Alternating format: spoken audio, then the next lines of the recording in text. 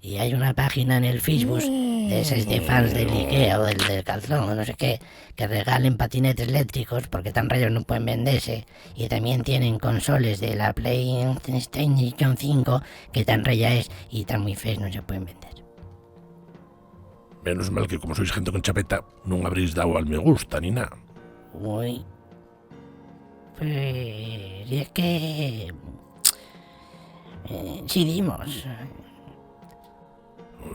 Claro, porque lo único que teníamos que facer era compartilo e escribir fecho, e ya estaba. Madre que... Contrólate, Dolfín, porque como empieces a repartir hostias, quedes solo. Que queden Falo, Manolo, Ramiro y Periquín. Los demás a tomar por culo de aquí todos. Mira, chaval, va a montarse una... El paisano este chupado de aquí al lado está poniéndome de los nervios.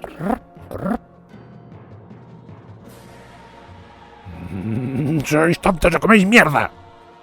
¿Pero cómo se puede ser tan faltoso?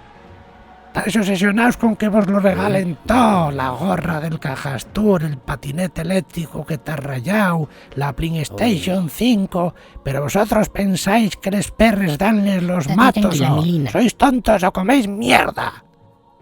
Hay que ser más tonto que Pichote, que fue a comprar patates y acabó operado de fimosis. Pero no ves que nos pedían el número de la tarjeta de crédito. ¿Pero cómo puede ser tan baballón? ¡Coño! Pero es que regalábenlos porque estaban rayados. Estaban rayados. Voy pegate una hostia.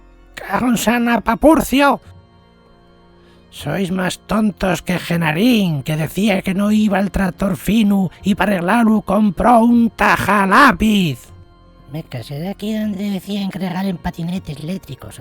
La otra que pico. Bueno, una PlayStation 5, ¿vale? A mí pinchenme en un sangro. Tenéisme hasta el entrepato. Por mí como si marcháis todos a hacer la comunión por lo civil. ¡Manguanes! Ay, Dios.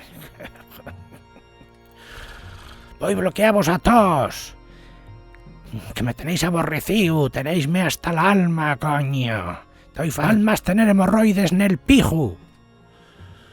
Ay, llévame pronto.